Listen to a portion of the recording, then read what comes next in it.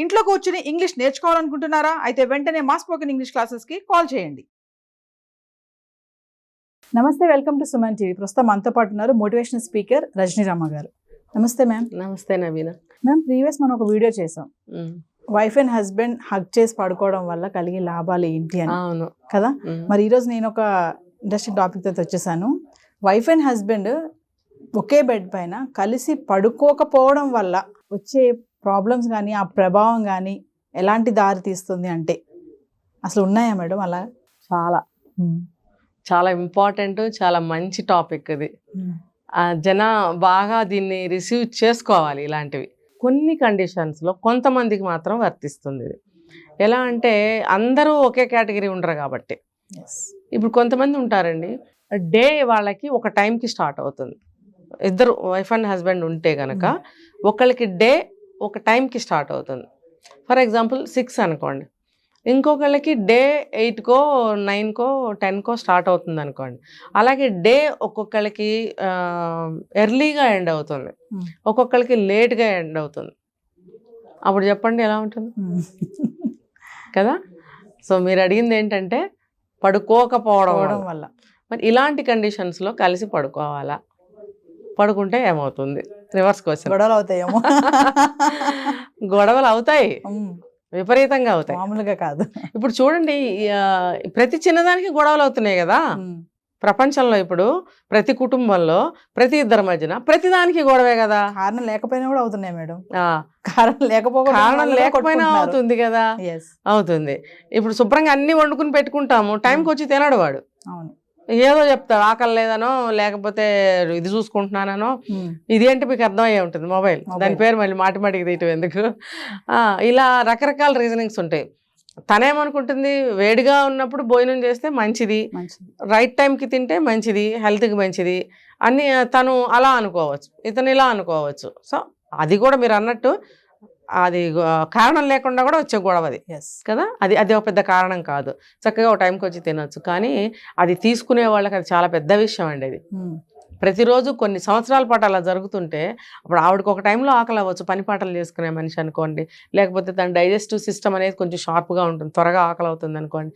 ఇతనికి అవ్వదు పరిస్థితి. ముందు తింటే ఒగ్గోలా, వెనక తింటే ఒగ్గోలా. మరి నాకు చల్లటిది పెట్టావని కూడా అనొచ్చు. సరే, తినేసాక నాకు పెట్టావా అని కూడా అంటారు. తను కూడా ఏమనుకుంటుంది, ముందు నేను తిన్నాను అనుకో బాగుండదేమో అని ఒకటి. ఫర్ ఎగ్జాంపుల్ నేను చూడండి కొంచెం డీప్గా చెప్తాను. ఫర్ ఎగ్జాంపుల్ ఆ రోజున ఒక రోజు అనుకుందామండి, రోజు కాదు ఒక రోజు. ఇప్పుడు ప్రతిరోజు ఈ భోజనం దగ్గర ఇలాగే జరుగుతుంది, అందులో ఒక రోజు తీసుకుందాం. ఆ రోజు కూరగాయలు కొన్నే ఉన్నాయి, కొంచెమే కూర చేసింది. ముందు తను భోంచేసింది అనుకోండి, తనకు ఆకలి అవుతుంది, అన్నం చల్లారిపోతుంది, ముందు భోంచేయాలి అని తనకు అనిపిస్తుంది. అతను రాడు, కానీ మరి తినాలి ఎట్లా. అందుకని తను తిన్నది అనుకోండి, తను తృప్తిగా భోంచేయలేకపోతుంది, ఎందుకు అతనికి సరిపోదేమో ఆ కూర. అంతే కదా. చూడండి, ఇది ఎంతమందికి అర్థమవుతుంది ఈ విషయం? అనుభవిస్తే అర్థమవుతుంది. చాలా మంది ఇళ్లలో ఇది జరుగుతుంది ఖచ్చితంగా. అందుకనే చూడండి, పాతకాలం ఇళ్ళాళ్ళు ఇప్పుడు కూడా ఉన్నారు, అందరు తిన్న తర్వాత మిగిలింది తింటారు పాపం. ఎందుకు అంత కర్మ బాధ ఏంటి? ఉన్నారు, ఇప్పటికీ ఉన్నారు, అందరూ అంతేలేండి, మన అందరం అంతే. ఉన్నారు కొంతమంది అని నేను మళ్ళీ దాచుకోవడం అనవసరం, అందరం అంతే. ముందు అందరికి మంచిగా పెట్టిన తర్వాతే వైఫ్లు తింటారు. ఆ జాబ్ చేసే ఆవిడ అవనివ్వండి, కొంతమంది మాత్రం తనదే చూసుకుంటారు ఫస్ట్, ముందు వాళ్ళు పెట్టుకుని తినేస్తారు, పక్కన ఎవడన్నా ఉండాలి. వేరే కేటగిరీ, ఆ మెంటాలిటీ వేరు. ముందు పెట్టేసుకుని తినేస్తారు, మిగిలింది మీరు తినండి. కనీసం తింటావా అని కూడా అడగరు, వెయ్యినా అని అడగరు, ఇంకొంచెం కావాలా అని అడగరు, అసలు చూడరు పక్కకి. ఆ ఇళ్ళాళ్ళు ఉన్నారు, చిన్న వయసు అవనివ్వండి పెద్ద వయసు అవనివ్వండి, అటువంటి వాళ్ళు ఇందులోకి రారు. జనరల్గా అయితే ఇలా జరుగుతుంది. మరి అలాంటప్పుడు భోజనం దగ్గర ఇబ్బందే కదా. తను ముందు తింటే ఆ ఉన్న కొంచెం కూర కొంచెం అతనికి సరిపోదేమో, లేకపోతే తనకి చలి చాలకుండా తను తింటుంది, అతనికి ఇష్టం లేకపోతే ఆ కూర అంతా వదిలేస్తాడు.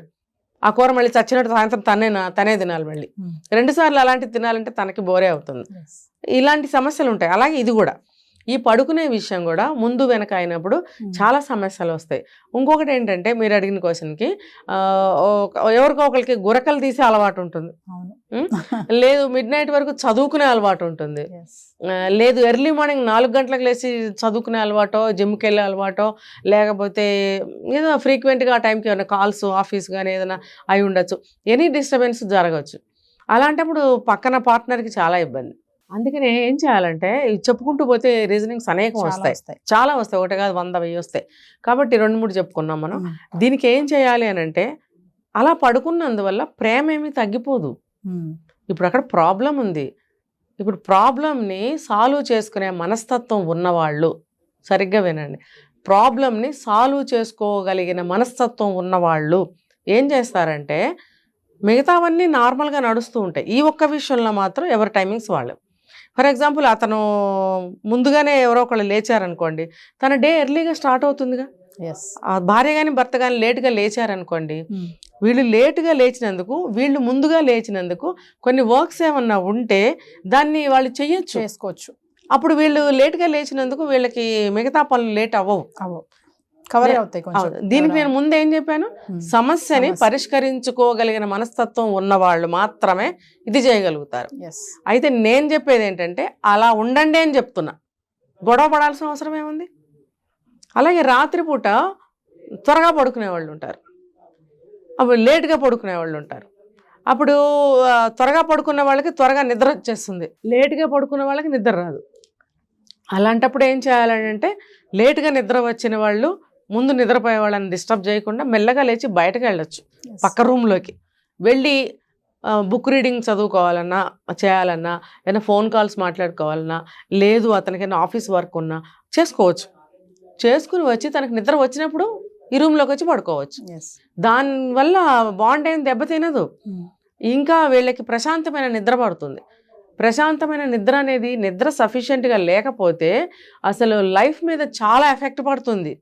ఇప్పుడు చూడండి, నిద్ర సరిగ్గా లేకపోతే ముఖం వాచిపోవడము, కళ్ళు వాచిపోవడము, తర్వాత గొంతు బాగా గంభీరంగా లావుగా అయిపోవడము, తర్వాత ఏమవుతుందంటే ప్రశాంతత లేకపోవడం, బ్రెయిన్ అనేది ప్రశాంతంగా ఉండదు, అది అలజడిగా ఉంటుంది, ఆలోచించలేరు, గిడ్డీగా డ్రౌజీగా ఉంటుంది అనమాట.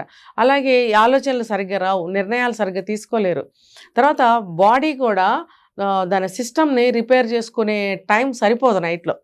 చూడండి, ఎవ్రీ డే కరెక్ట్ టైంకి పడుకుని కరెక్ట్ టైంకి లేచే వాళ్ళ బాడీ, అదంతా భగవంతుడు ప్రకృతి రీత్యా ఎందుకు పెట్టాడు, రిపేరింగ్ సిస్టమ్. ఆ టైంలో రిపేర్ చేసుకుంటుంది బాడీ, ఏ మందులు అవసరం ఉండదు ఏ రోగానికి కూడా.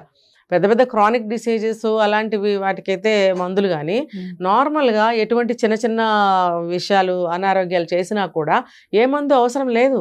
నైటు సరిపడా నిద్రపోయినట్టయితే బాడీ రిపేర్ చేసేసుకుంటుంది. మార్నింగ్ కల్లా మంచిగా అలర్ట్గా యాక్టివ్గా నిద్రలేస్తారు, చాలా ఉత్సాహంగా పనులు చేసుకోగలుగుతారు. కాబట్టి సరిపడా నిద్ర అనేది చాలా ఇంపార్టెంట్. దీని ఎఫెక్టు ఆ మర్నాడు ఆ డే మీద పడుతుంది. అలా ఎవ్రీడే కనుక మంచిగా ఉన్నట్టయితే మన లైఫే బాగుంటుంది. సో మంచి నిద్ర అనేది వెరీ వెరీ ఇంపార్టెంట్.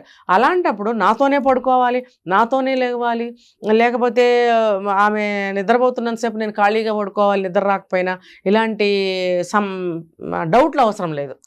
ఇలాంటి డౌట్లు అవసరం లేదు. తనకి తొందరగా నిద్ర వచ్చింది, తను నిద్రపోయింది, అలాగే అతను నిద్రపోయి ఉంటాడు. ఎవరికైతే నిద్ర రాలేదో వాళ్ళు వాళ్ళ వర్క్స్ చూసుకోవచ్చు. అంటే ఎవ్రీడే అలాగే ఉంటే కూడా ఇంకా తప్పదు. తన లైఫ్ సిస్టమ్ అలా ఉన్నప్పుడు, తన వర్క్ టైమింగ్స్ అలా ఉన్నప్పుడు తప్పదు. మార్నింగ్ కొంచెం లేట్గా లేచినప్పుడు ఎర్లీగా ఎవరైతే లేస్తారో వాళ్ళు ఆ వర్క్ను అందుకోవడము.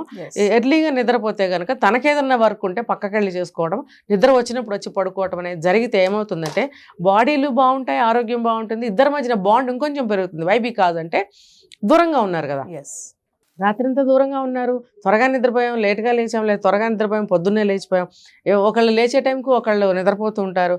అలాంటప్పుడు ఏమవుతుంది, వాళ్ళని మిస్ అవుతూ ఉంటారు. ఆ మిస్ అయినప్పుడు ఎక్కువగా కలవాలనుకుంటారు, ఎక్కువ మాట్లాడాలి, దగ్గరికి వెళ్ళాలి, ఫీలింగ్స్ పంచుకోవాలి, ఏదైనా ఉన్న విషయాలు ఉంటే షేర్ చేసుకోవాలి, ఎన్నో ఉంటాయి కదా లేచిన దగ్గర నుంచి, అవన్నీ ఎవరితో డిస్కస్ చేయాలి, ఎవరితో షేర్ చేసుకోవాలి. సో అలాంటప్పుడు వీళ్ళకి ఆత్రం ఆరాటం అనేది పెరుగుతుంది, ఒక అట్రాక్షన్ అనేది ఇంకొంచెం పెరుగుతుంది. అలాంటప్పుడు వాళ్ళిద్దరూ ఇంకా ఎక్కువగా మాట్లాడుకోవడానికి, కలిసి ఉండడానికి ప్రయత్నం అనేది ఎక్కువ జరుగుతుంది, ప్రేమ ఇంకొంచెం పెరుగుతుంది, ఆ ఎఫెక్షన్ అనేది ఇంకొంచెం పెరగడానికి అవకాశం ఉంది. Yes. Thank you, ma'am.